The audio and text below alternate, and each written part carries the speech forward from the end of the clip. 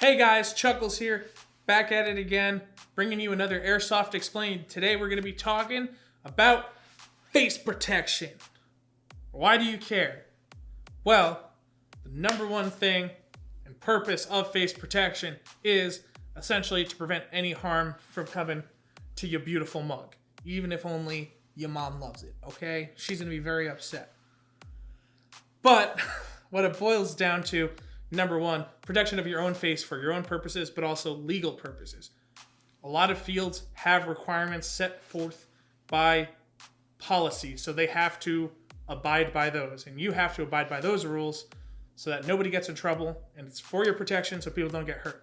A lot of fields have different requirements. Like us here, we require that you either have a full paintball mask or ballistic rated eye protection with the minimum of a shamag or balaclava covering your face. There are a bunch of options out there, so today I just wanted to go through a bunch of them and just give you an idea of what you could get yourself into across the spectrum, indoors and outdoors. The number one takeaway is any face protection you get needs to be ballistic rated. That means that it's actually going to stand up to being shot with an airsoft gun. The ANSI specification, if there is not one on the box or the product, do not purchase it. You need to protect your eyes. We'll go over more of that. Right now, let's start with the most basic, and that's with the paintball mask. So the paintball masks are really great. It's kind of the standard for newer players. The good thing is there's no gaps in protection to the front of your face. You have a really good peripheral vision. You can get them at just about any price point from about $25 to upwards of $200, but it depends on what you're trying to get. They're just about one size fits all, so you won't have any issues trying to get this to fit.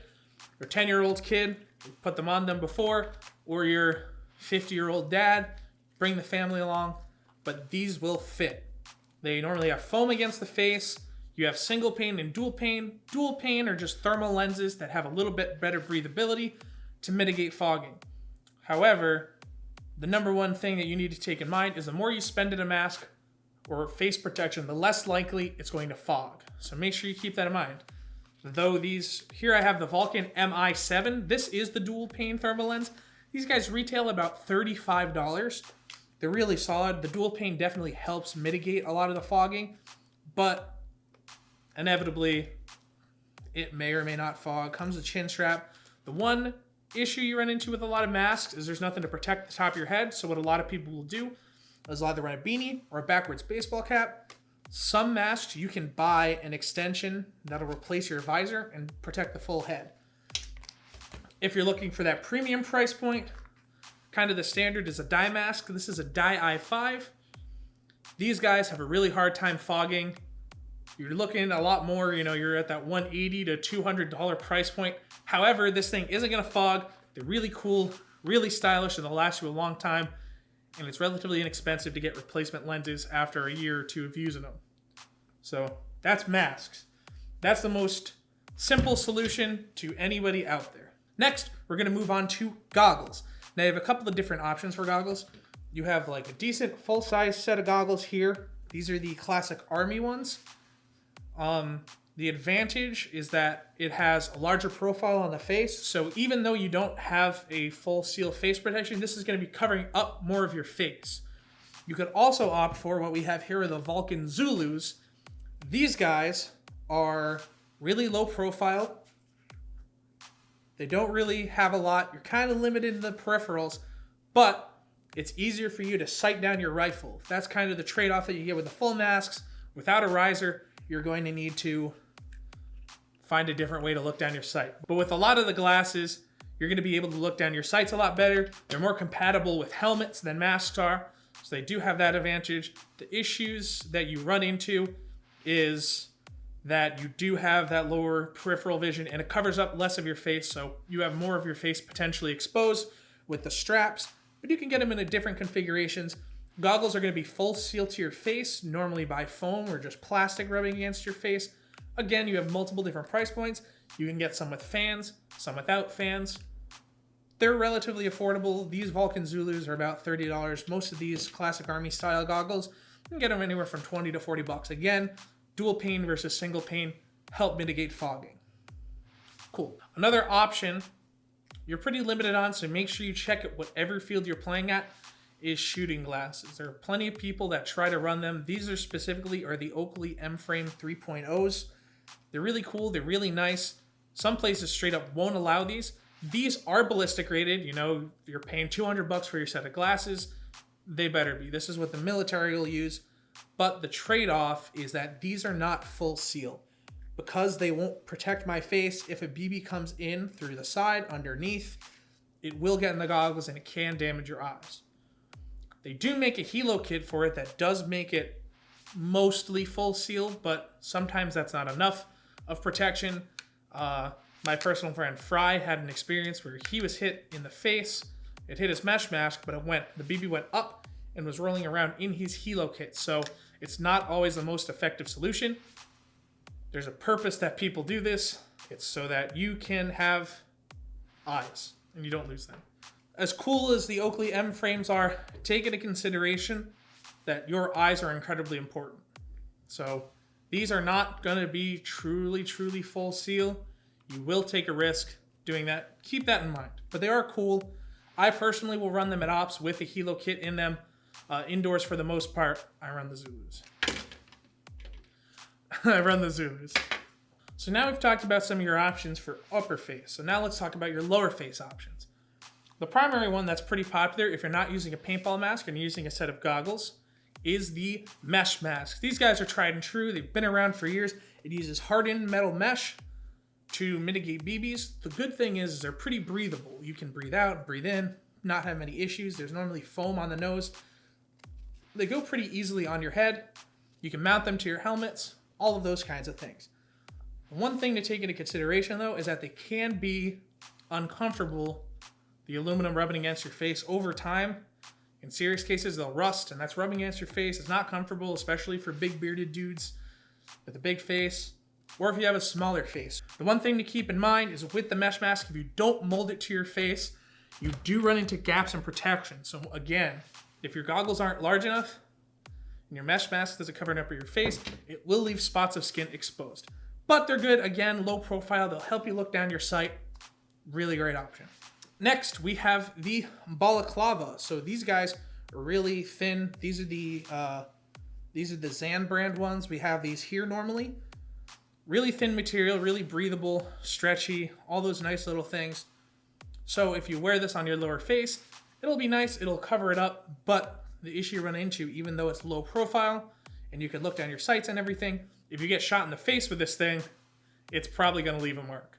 Unless you're running some sort of like me personally, when I had a Balaclava, I cut up a mesh mask, and you can put in the mesh to protect your teeth, which is super important because, again, teeth are expensive to replace. So it won't protect your mouth because it's such a thin material, but again, it's low profile and it's a little bit more breathable. Then the next option that we have is the Shemagh. Now, the Shemaghs are also pretty low profile. You can run these in any way. You could have it wrap around your head and your mouth. A lot of people run them as neck protection, which is a really great option too. You want to protect your neck. It's very underrated to protect your neck. You don't want to get shot. They're pretty breathable. They're great. They'll keep your temperature down. But again, the issue you run into is if you don't wrap it in enough layers on your face, you get shot in the face, it will hurt. Boom. The other option that you have are hardened face lowers. So you could buy a plastic lower face protection. And those are solid. They have the tendency to not be breathable. And because they're plastic and they're hard, they're not really comfortable on your face. But they are an option that are going to be a little bit more solid than mesh masks. Me personally, what I run is these Vulcan masks that have the nylon on the side and the mesh up the front. They're really comfortable. They strike a good balance between face protection and comfort, and you're not compromising too much. So that's a really great thing. Now, pay attention.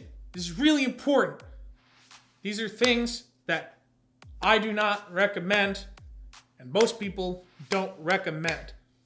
Number one, don't purchase skiing goggles. Skiing goggles are not ballistic rated. We've had several issues where people will go on Amazon, and some people don't know, but they purchase cool looking goggles. It looks like it's cool for airsoft. before we let them on, we test fire them and make sure that they could take a BB. Most of them can't. Ski goggles are not designed for ballistic protection, so keep that in mind. Don't go out with ski goggles if you value your vision. Another one that we don't really recommend are mesh goggles. Most spots in the US will not allow you to use mesh goggles anyways because, again, that's a safety issue. The issue you run into is if you're outdoors, which is more where it's more commonly used, you're utilizing biodegradable BBs, they have the tendency to fragment. It could hit your mesh goggle and shatter, and it could get in your eye. So that's a serious issue. Sometimes it doesn't happen, but most of our fields in the United States don't allow us to use mesh goggles. I do not recommend them. It's not safe, not rated for your protection. The last thing is anything low cost. You might have found a $15 gas mask. Looks kind of cool. It's plastic and it's really cheap lens protection. Again, you're going to want to protect your eyes. The number one investment you can make in airsoft is your vision because that's something you can't get back. You can buy new teeth, but you can't buy new eyes. So that's one thing to keep in mind. As for whatever's the most comfortable option for you is something that you can come down to the store and test out. I always recommend finding your local airsoft or paintball store, going down, trying stuff on to make sure that it fits and that it's comfortable. Because if it's not comfortable, you don't want to wear it and you're just going to buy something else anyways. So keep that in mind. Make sure you check your field's rule set before you go play airsofted field. Remember, these are legal rules that are in place to protect you and to allow everybody else in the airsoft community to, one, continue playing airsoft, but two, to continue playing airsoft in a safe manner. That's all I have for you guys today. Hope that this was really great. This Airsoft Explained series, again, is gearing towards a lot of the newer players or players that just don't have a full breadth of information. This is going to be us passing information to you guys so that you can make better informed decisions on what you're buying, what you want, and give you ideas in your head. Other than that, like us on Facebook, follow us on Instagram, subscribe to us on YouTube, add to our Discord, check out our online web store. We have a lot of these products on our website, extremeairsoftri.com. Other than that, it's been your boy Chuckles, and we'll see you guys next time. With a lot of the glosses. Another option you have with eye protection that you have to be careful about is glasses. So, knocking everything over. It's okay, they can take it. Sure.